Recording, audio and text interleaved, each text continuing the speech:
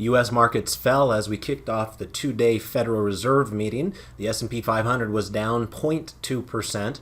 NASDAQ Composite was actually down the most of all the indices today, but it did end up finishing with a bullish intermediate confirmation signal. We saw strength in oil and oil-related stocks, but other than that, mostly a lot of red out there here today. So we'll look at all of that. We'll then get into our trade application example, where I wanted to focus on a very speculative long call opportunity where we then sell another call against it to offset the costs of the trade. So with that, let's go ahead and get started. Welcome to the Market Outlook video presented by MarketScholars.com. I'm your host, Brandon Van Zee. It's June 15th, 2021. First of all, if you're new, welcome aboard. Remember to go over to YouTube, click on subscribe on our channel, and then down below you can sign up for our email distribution list so that way you're notified whenever we post these videos. In addition to that, we're heavy users of Twitter. My handle is @BrandonVanZ. I would encourage you to follow me if you're not doing so already, and we really appreciate those of you that click like and retweet on these Market Outlook related posts. And then last but not least, we do have a presence on Facebook. Feel free to join our group at that web address you see in the logo in front of you. All right, let's go ahead and jump into today's activity. And as you can see, I've got chart 4B pulled up here in front of us. And this is just our kind of our four-grid overview here of looking at the four major U.S. equity indices. As mentioned in the intro, S&P 500 did drop here today. It was down 0.2%, but you can see that along the way we did hit a new intraday high. So while we didn't have a closing high on the S&P 500, we were able to achieve a new intraday high there. Of course, we retain our bullish posture from a market forecast perspective with that green intermediate line retaining its spot there in the upper reversal zone. You can also see that the 30-day moving average is colored green in this case, telling us that we do have price above a rising moving average. That is not the case for the Dow Jones Industrial Average. You'll notice that the Dow was down 0.27% today, and the Dow now has a yellow moving average on its tip there. And what that means in this particular case is that the moving average is going up, but today we actually closed slightly below that rising moving average. So yellow is kind of a more cautionary color in that case. Right now we're trying to work through which direction the Dow Jones wants to go. It was doing quite well up until this past week and a half or so, and then this has been a pretty ugly slide that it's had. Not too significant from a price perspective, but just kind of in comparison to what is happening with all the other stocks around, it's kind of disappointing to see that the big blue chip types of companies really aren't participating at the same level. You'll notice that we continue to have a weekly bearish posture for the Dow Jones Industrial Average. Remember, that has been the case since this candle right here on June 9th. You'll see that's when the background color of the chart changed from dark green to light pink. Now remember, if this green line continues to fall, it's at 58 and falling right now. If it falls below 50, that will turn from a light pink color to a dark pink color, kind of like it did back here and back here, signifying that we would then have a strongly bearish posture. So be on the lookout for that possibility if we can't catch any sort of a bounce right here. Now, a lot of times you will find support at that 30-day moving average. You know, the last couple of times we were down there, right here, and then also right here, it looked a little hairy there a couple of days, but it did kind of catch itself and gave itself another oomph higher. So it's entirely possible we get that type of activity here on the Dow Jones as well. A lot of it, of course, will depend upon how the market interprets the Fed statement. But we do have some longer, lower shadows in the last couple of days on these candles here. That usually suggests that there is some intraday buying interest. It's not just a runaway market for the bears. It is kind of a back and forth market, and the bears are kind of having the upper hand right now, but with support sitting exactly where the stock is at right now, it's entirely possible we get some sort of a bounce from these levels under the right sets of circumstances. On the bottom areas now, the bottom two charts start with the NASDAQ Composite. As I mentioned in the intro, this is the one that suffered the brunt of today's selling. It was down 0.71%. Now remember, the Qs actually hit an all-time high. I think it was yesterday. That was QQQ. Remember, that tracks the NASDAQ 100, the 100 largest non-financial companies on the NASDAQ composite. So you're thinking of your big FANG stocks with those. This is the NASDAQ composite itself, which basically is thousands of companies there, including big and small companies on the NASDAQ. So it's a little bit of a different chart pattern here, where we did not hit an all-time high on the NASDAQ composite here yesterday. We were close to it, but we still have that high label back here from April 29th. Today, we had a little bit of a reversal. As you can see here, we did close near the lows of today's session when we were down 0.71%. However, on the plus side of the equation, you will see here that we have what's known as a bullish intermediate confirmation signal. Remember, that occurs when the green line is considered bullish, and remember that it can be considered bullish by either traveling higher between 20 and 80 or just simply being above 80, regardless of whether it's going up or down. If it's above 80, like it is right now, it is considered to be a strongly bullish posture. So that's step one, identify the bullish posture from an intermediate perspective with that green line. Step two is asking yourself, where is the red line? In this case, the red line is in the lower reversal zone, and so that does constitute a bullish intermediate confirmation signal. Now remember, there are different ways to try to determine whether this is a more ideal or a less ideal setup. In this case, it's a less ideal setup, and the reason for that is the blue line is not between 50 and 20. In other words, we've had a little bit of an exhale here today with a 0.71% pullback, but that's not an extreme discount to your dollars that you're trying to put at work. Remember, the idea behind the bullish intermediate confirmation signal is a buy the dips mentality. Yes, we had a dip of 0.71% today, but that's not all that extraordinary when you're thinking about it in the grand scheme of things. And so maybe we're due for another day or two of pullback there in the NASDAQ composite before you feel a little bit more comfortable moving higher. And of course, that is sitting in the back of your mind as well, that, hey, we didn't quite break to new highs, and now all of a sudden it looks like we're kind of rolling over. That could set up the possibility of a double top up and around that area.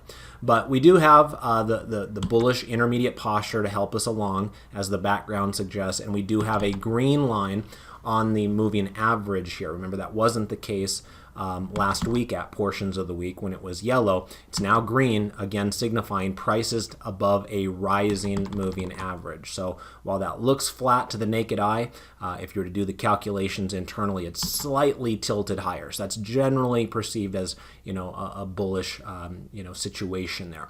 And then last but not least, the Russell 2000 small caps. We did have a pullback there today as well. It was down 0.26% today, but it retains its strongly bullish posture, again, because the green line is in the upper reversal zone. Now notice in this case, it's actually falling, so it's a little bit different than what we saw with like the S&P 500 and the NASDAQ composite. Here the intermediate line is in the upper reversal zone like these other two are, but instead of rising like you see listed in the label here on the S&P 500 and the NASDAQ, here you can see the label says it's falling. Now we still consider that strongly bullish because you kind of give it a little bit of a grace period above 80 regardless of whether it's up or down, but just be aware there's getting a little bit more pressure inside of that Russell 2000 right there after a really impressive move higher here over the last month or so. You can see that we've got this kind of long lower shadow on the candle today, but it is entirely possible this is a bit of a hanging man candlestick pattern. Remember, those you will find up at a resistance area as opposed to finding the same type of a candle down below at a support area, in which case we would call that a hammer. So we'll have to wait until tomorrow to see if we've got any confirmation on that possibility, but just keep that in the back of your mind there as well. Let's go ahead and take a look at our 3 green arrows charts. And so this will be chart, 4D. And as this pulls up, you can see that we have, kind of interesting, we have 3 of our 4 charts with a 3 green arrow signal, and the other one has a 3 red arrow signal. Usually you don't have one or the other. You usually have some of them with either 3 green arrows and then a mix, or in other instances, some of them you'll have three red arrows and a mix. But in this case, you've got three kind of bullish charts and then one that is more decidedly bearish. And the one that's more decidedly bearish is going to be your Dow Jones Industrial Average. That's our laggard at this moment in time. With price closing below that moving average, that completes the third of the three red arrows that you're looking for there.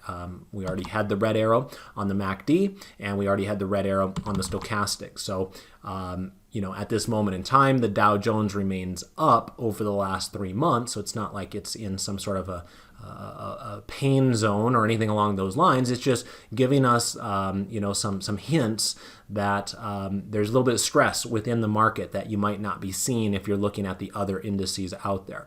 The other indices continue to have your three green arrows set up. None of them really have great looking trends.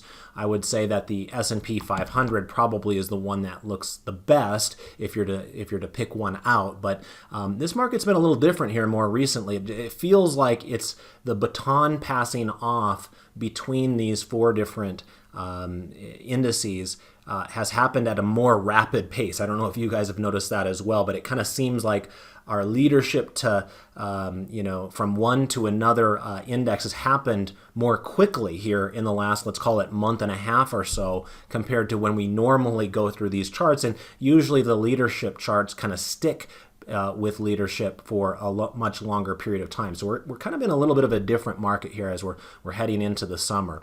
But of these four, as of this moment in time, it does seem like the S&P 500 appears to have the strongest chart. All right, let's go ahead and pop on over here to the internet briefly.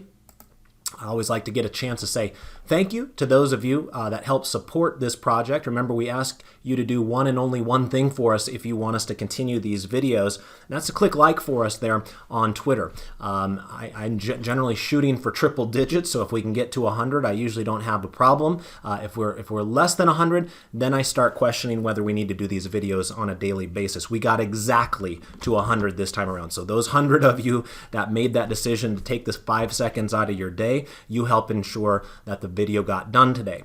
I don't know how I'll handle it going forward, but just keep in mind that I think we've done pretty well for you guys. If we were to come back and take a look at the monitor tab here, these are all the trades that we put on in these presentation. I should say trades that I've done. David has his own paper money account that he uses there. But on all of these, we only have one losing trade here. That's the IWM trade. All the other trades that I've done for you are winning trades. There was one other trade along the way that did get stopped out at a loss. I think that Intel position. But otherwise, you can see I've done a really good job selecting high quality trades for you guys. I would think that's worth 5 seconds of your day to click the word like to ensure that I do these videos for you in the future.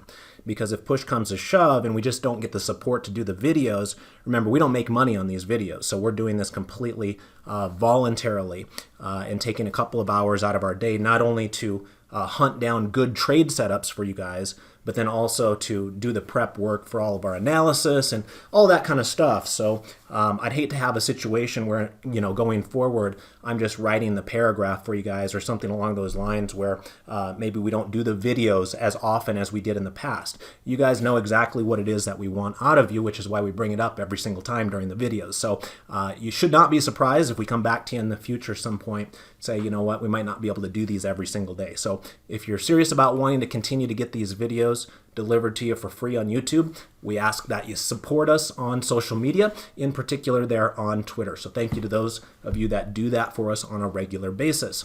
Also, while we're over here, let's go ahead and pull up our sector selector. Let's have a quick little conversation about that as well. And you can see that the energy area did stay number one for us here week over week. Financials stayed number 2 for us week over week, and real estate went all the way up to number 3 here. That's been the one that's been quite interesting. Remember, just a few weeks ago, real estate was down here at number 7, kind of this purple ball that you see here. It was stuck at 7 there for several weeks in a row, as a matter of fact. So we've seen quite the resurgence here in real estate more recently. You want to take a look at that if you're looking for some strong trends. In fact, we've done that the last 2 weeks in our Monday top-down trend trading class. We bought real estate stocks in the last 2 Monday sessions. So if you're interested in that, of course, if you're a premium or a plus member, you're welcome to check out that recording that I have available for you on our Trading Rooms calendar there. On the downside, be aware we have a new last place position, and that is consumer staples. So this has not been a market that has been overly kind to the more defensive areas like utilities, consumer staples, and healthcare. They're just kind of struggling down there at the bottom on a relative basis. Remember, that's kind of par for the course when you're in a market that is hitting new highs like the S&P 500 did today. Usually that's a sign that risk appetite is fairly strong, and when that's the case, typically you're going to find the market participants in the more cyclical areas that have a little bit more excitement to the upside. So all in all, not the end of the world when we see that. It is good to see that energy kind of held the line up there at the top.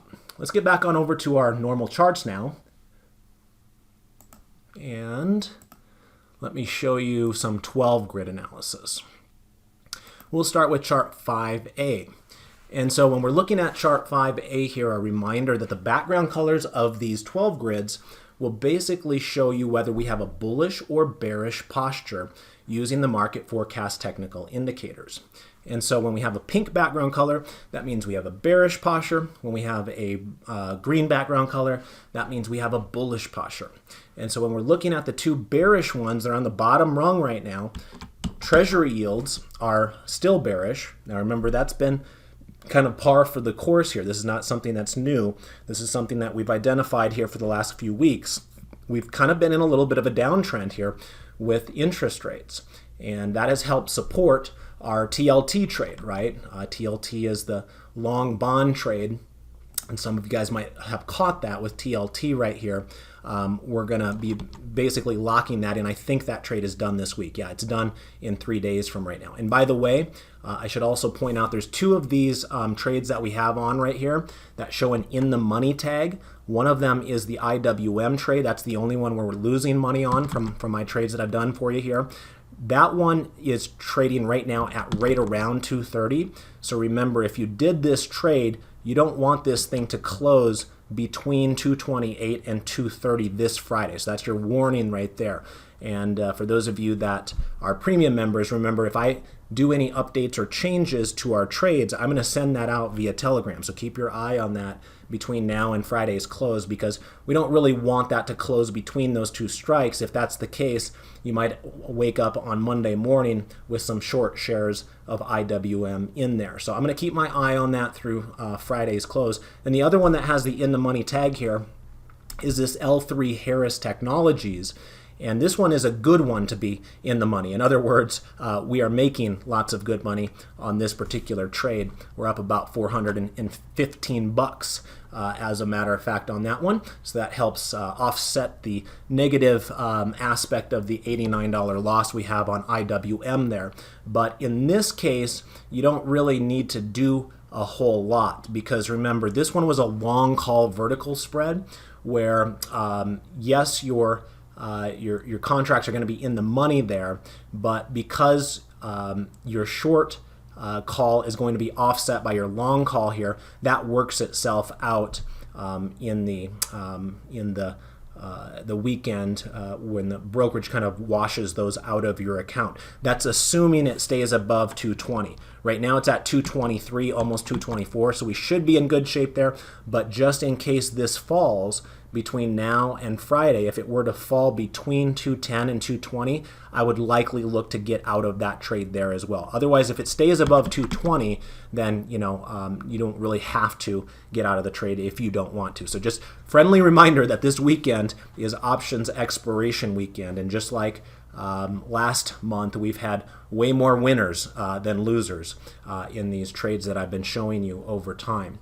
Anyway, let's get back on to the 12 grid here. So we're happy to see that TLT has performed well over the last month while we've had our bullish trade on that. But you will notice it's kind of been rolling over here the last 3 days or so. And of course, at the exact same time, we've seen interest rates kind of go up just a touch during that 3-day period. And that was kind of kicked off by this oversold cluster that we see on the market forecast. Remember, that's your green dot that you have there, telling us that all of our market forecast lines are in the low reversal zone at the same time, suggesting that there might be some sort of a quick little reversion to the mean type of a pop there. So anyway, not a huge surprise to see a little bit of pressure release there out of TNX. That's not changing the trend yet, and very well might. But as of right now, you kind of make the assumption that this is just kind of a reversion to the mean move, and then Treasury rates will roll over again. So some of this could be dictated by what we hear out of the Fed here later this week as well. The other chart, by the way, that was pink is the gold chart on the bottom here. This is a chart that I think looks kind of interesting from a bullish perspective, quite frankly. Despite its pink background color there, I think I would rather be bullish at this exact moment in time than bearish. Now that can change, so we always have to remember that that's the whole point of us looking at the markets as often as we do, is because information changes, and so naturally your opinion should change as well. But at this exact moment in time, the way I see gold here is that we are sitting right on that rising moving average, and so this could easily become a place of support where we could catch a little bit of a bid to the upside. It's not a perfect setup by any means, but I think if I were forced to go one direction or another, I'd probably be more inclined to look bullishly at gold. But we'll let that play out, and if we catch a little bit of a bounce here, in the coming week or so, maybe we'll look at an actual trade setup there. One thing to be aware of is that the U.S. dollar is starting to strengthen here. Remember, we had all this time period back here where the US dollar gave us these oversold cluster signals. And so that suggests that the selling was getting to be a bit overdone and that we might get some sort of a pop. Now, all of the pops were quite small in size. They fizzled very, very quickly. And it kind of, it was a prolonged bottoming process that we've had here with the US dollar. There has been a little bit more substantial evidence of bottoming here more recently because we've actually been trading above this 30-day moving average for the last 3 days or so. Now remember, the US dollar and the gold tend to move inversely from one another. When there's strength in the US dollar, there tends to be weakness in gold and vice versa. So that's another thing we'll have to keep our eyes on here. If the US dollar does manage to stay above that moving average, then that could very well ruin the party there for gold. On the other hand, if the US dollar slips back below that 30-day moving average, then that's where I think gold could have a nice little bounce to the upside. You'll notice that oil is just kind of, dancing to its own beat, so to speak. You can see oil has just been crushing it to the upside. USO is here at new multi-month highs. We also saw big moves out of stocks like Exxon and Chevron. Those of you that follow me on Twitter know I was tweeting about Exxon today and the prospects of a dividend increase, according to Bank of America at least. So that helped inject a little bit of enthusiasm into some of those energy stocks. But many of them have been performing quite well here recently. And again, just a moment ago, we were seeing how energy was at the top of the sector selector. And this is a big reason why. Naturally, if oil prices are going up, that's going to help the prospects of oil and gas companies as well. So this is kind of a runaway freight train that we're looking at here with oil prices all of a sudden. You'll notice that all of our charts on the top rungs are green. Now, they don't always have the best looking trends that are out there. Of the charts that I see, I think the one that looks kind of the most interesting is EFA. This is a chart that continues to be kind of chugging along. It's not breaking its uptrend. It continues to put in a series of higher highs and higher lows. So, maybe look towards Europe, Australia, Japan for some bullish trend trading opportunities there. Let's go ahead and take a look at our sectors now. And on our sectors, this is going to be chart 5C here. Things have are looking a little bit worse than where we were looking at them here for you last week. You can see there's more kind of pink charts showing up. In particular, the dark pink charts are the more concerning ones. Remember, the dark pink are going to suggest that we have strongly bearish postures. The light pink ones are weakly bearish postures. The two light pink ones aren't overly concerning, especially the staples. staples remain above a rising moving average, so I'm not concerned about that situation. Financials may be a little bit more concerning because we're now trading below that moving average, but not dramatically so. These other charts in the dark pink here are becoming a bit more concerning. Now, we talked about discretionary last week when it was kind of stuck on the underside of that moving average. It did get above there, but then sold off again here today. So it just kind of gives you the impression it's not going to have the energy to get back up and take out a new high again unless something very substantial takes place here.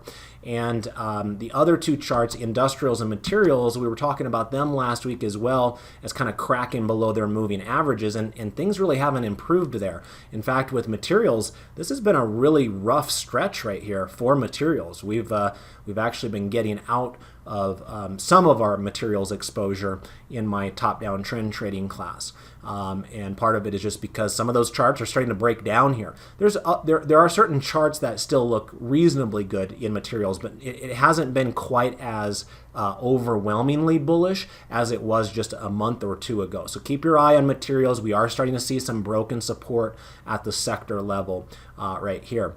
Now, as I mentioned before, energy stocks were the biggest winner here today. We were up 1.9% with, of course, the Exxon dividend speculation, and then also just the fact that oil prices were up pretty dramatically here today, helping them along. In terms of other charts that look pretty good from a trending perspective, I would say that communications looks pretty strong. One stock that we've had in our Monday top-down trend trading class is Google. That belongs to that particular sector, and it's done really well for us. I think we're up like 75% on that trade since we've been in it, and that's kind of been the leading FANG stock here more recently. But there's been more interest in those types of companies all of a sudden again.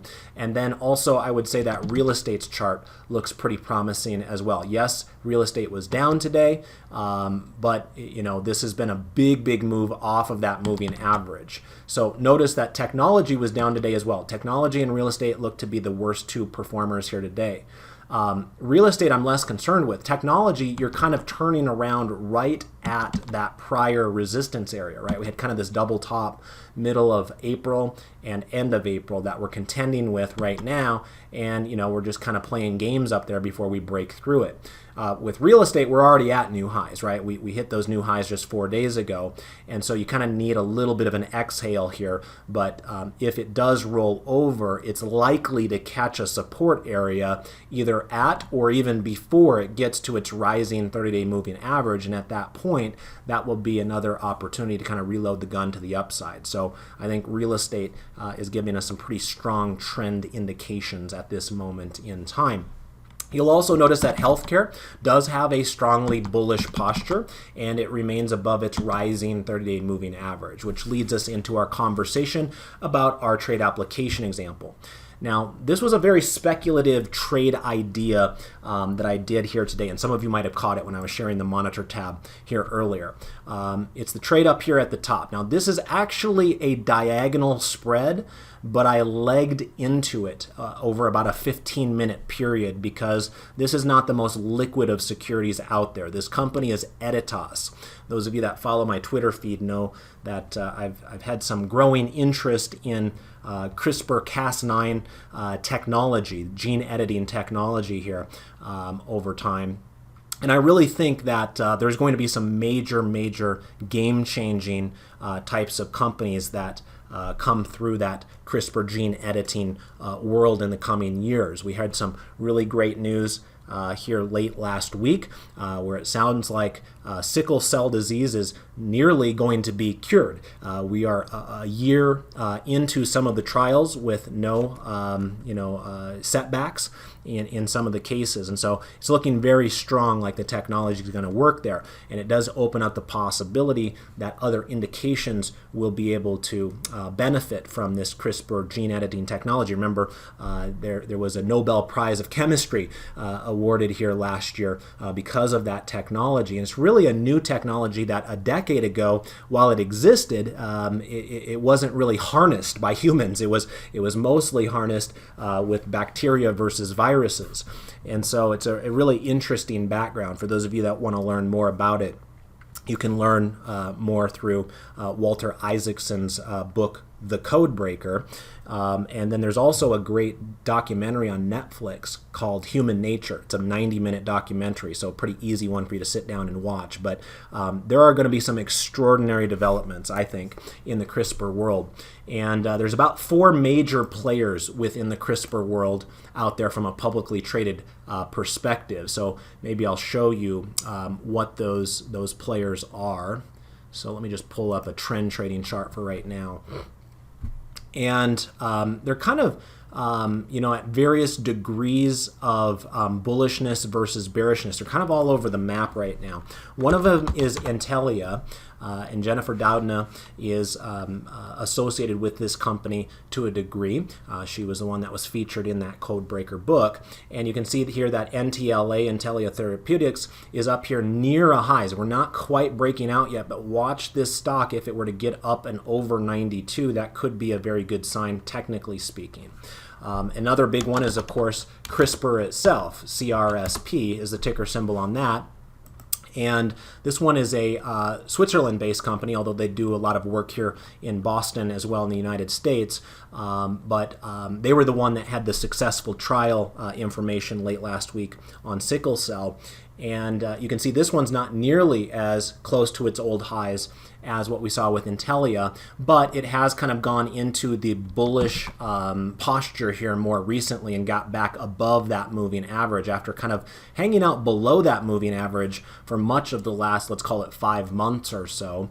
There's another company out there called Beam Therapeutics, and this one, similar to CRISPR, has been up and above its rising moving average here more recently, and you can see that that bullish green background color there as well from a trend trading perspective of what we use with 5 green arrows. And then the one that I did here today is actually the one that would be considered the least strong of all 4 of these. So that's why I said this is highly speculative. But when I saw the stock down as much as it was today, I had been watching it earlier this week kind of break above those moving averages, start to produce some more bullishness according to the background color here, and then kind of gave back a big chunk of that here today. I mean, today it gave back probably 4 or 5 days worth of advances. And I was kind of wondering if it was going to start taking off without us. I've been looking at all of these charts here recently. And so I decided, you know what, let's take a little bit of a flyer here. Let's see if we can, throw a little bit of an opportunity out there from a more speculative position compared to what I typically will present to you guys in this class. So I do want to emphasize that. This is absolutely speculative. It could easily go to nothing. Your call option could be worth 0 when this is all said and done. So forewarning there for you. All of these are companies that do not make any profits, right? These are companies that are in the development stage of their various drugs. But I do believe that one, if not more than one, of those 4 ticker symbols within the CRISPR space has a good chance to truly change the world.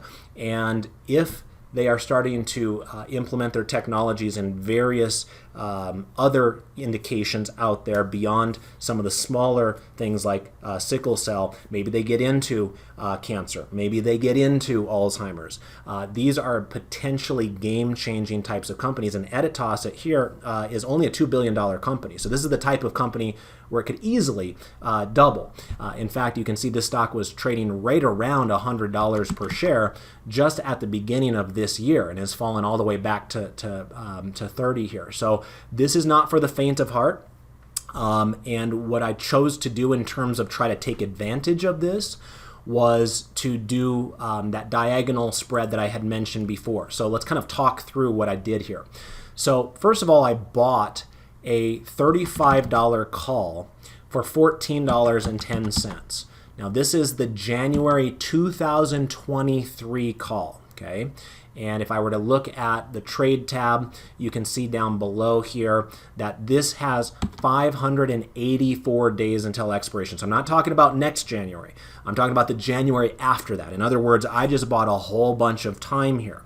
But I only had to pay $1,400 for that, or $1,410 to be exact. But the point is, I didn't have to spend a whole lot of money. I'm taking a $1,400 gamble here, and I've got 584 days to see if this pays off for me. Now, in addition to that, now that all by itself, remember, if you're buying a call option, that would be a leveraged bet to the upside, where you don't have to spend as much money, because although the call option controls 100 shares of stock, you're not spending, the $3,500 that you would have spent if you just bought 100 shares of the stock outright here today. You only spent $1,400.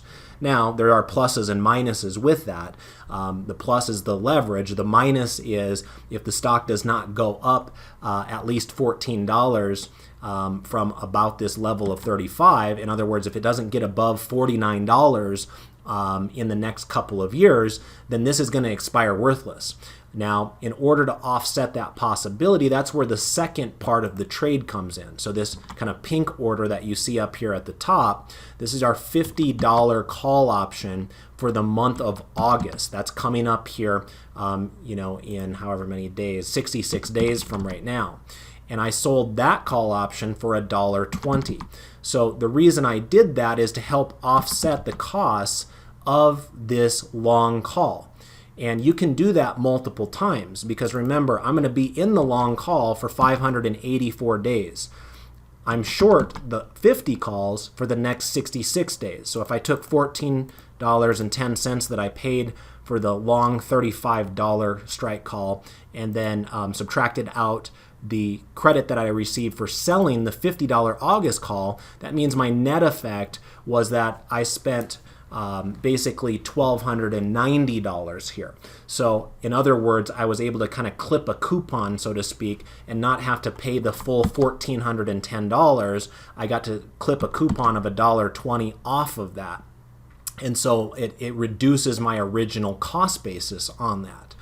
Now, that comes with obligations as well. Naturally, if Editas is above 50 in August, then all of a sudden I might have some problems that I need to deal with, but they would certainly be first world problems. In other words, these are good problems to have, because if Editas were to go from $35 up to $50 in the next 66 days, you can imagine that my long $35 call for January of 2023 is going to go through the roof.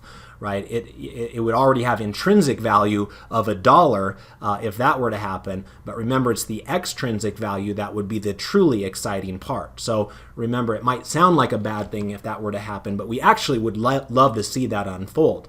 If it doesn't, which is the greater possibility, in all likelihood, it's going to trade somewhere below 50 between now and August. And if that's the case, then I'm going to keep that full $1.20 that I took in here. And once August expires, I would then be free to sell another $50 call, maybe in September or October. I could choose a different strike price as well. It's just that I like the $50 level because it's approximately the break even of my long call, right? The $14 plus the $35 here would take us up to about a $49.10 cost basis. So I like selling the 50 calls because it's kind of a win-win situation there if that were to unfold. Now, if it doesn't, naturally Editas, as being kind of the underperformer of all those four that I just showed you, if it continues to sink lower, then what will happen is the value of my long call will deteriorate and will likely deteriorate more rapidly than the amount of money I'm receiving in credit right here as well. So some of you might refer to this type of a trade as a covered call on steroids, and the reason that it's called that is you can kind of think of the concept of a covered call the same way, but normally with a covered call, you would own 100 shares of the underlying company, and then you would sell an out-of-the-money call against that. This is slightly different. You're still selling that out-of-the-money call against it, but in this case, rather than owning 100 shares of stock, which would cost us, about $3,500 to pay, for 100 shares of this particular stock, instead, we are leveraging that by buying a call option to kind of perform that same function where we're only paying $1,400 instead of $3,500. So, but the concept itself is the same. It's still net a bullish trade. You are trying to offset some of your costs of the long side of the trade by selling some premium against that. So I want to do something a little bit more speculative here today, since I don't do that a whole lot. And I will also tell you that I will look to continue to do that in the future with those other CRISPR stocks if they pull back along the way as well. It's just that this is the one that seems to have caught my attention here today because of its really big pullback. It was down about 9% here today. So again, I will warn you that this is a highly speculative trade. It is not the most liquid stock to trade options on either. So for the vast majority of you, you're probably going to pass on this trade idea. Remember, I've already done the trade and I sent out the trade alerts to all of you that are premium members earlier today. So you should have received that on Telegram. But for the rest of you, you'll have to consider some of the risks that you'd be taking with this company that does not make any money.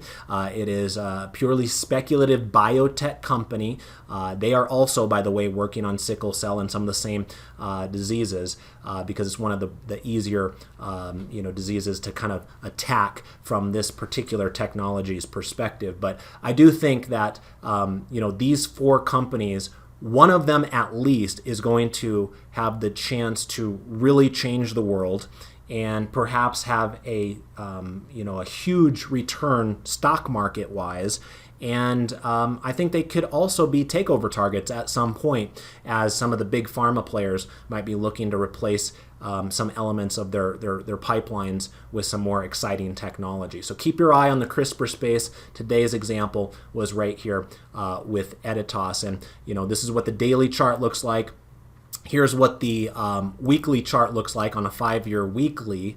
And I wanted to also point out that this stock had sold off so much here more recently that it actually produced an oversold cluster signal here a couple of months ago. And so, that was after skyrocketing all the way up here to 100 and now has given back that entire move from that breakout. So it makes me wonder if it's starting to stabilize right around the point where it broke out to begin with and is now going to try to ramp back higher again. And then if you were to look at a monthly chart, so let's pull up a maximum and a monthly chart. I also wanted to show you that on a 30-month moving average, it's staying just above that rising moving average there. It actually touched it last month in the month of May and has bounced for the first time. Notice that this is 1, 2, 3, 4, 5 months in a row of downward moves and negative prices. So far in June, this is the first month where we're actually back to maybe a positive bounce. Of course, we still got 15 days left, but at least a bottom process has to start somewhere. So again, I will stress this is a highly speculative trade idea. It is not for the faint of heart, but sometimes fun to have those more lottery ticket style of opportunities out there, as long as we know how to define our risk, which we've done with this long call option. Remember, the most we can lose is the amount we pay for the call option, assuming the trade stays intact the way that it is at this moment in time. So that's what I had for you here today. If you got value out of that discussion of learning about a diagonal spread, how you can kind of think about these different medical technologies, maybe some of the names that you weren't as familiar with in the past that you now have on your radar, or whether you just like to having the daily general market analysis, I ask one simple thing out of you. Take 5 seconds out of your day to earn 2 or 3 hours out of David and I, and click the word like there for us on Twitter. Thank you so much. I look forward to serving you in the future. Have yourself a great rest of the night and best of success with your trades. Goodbye.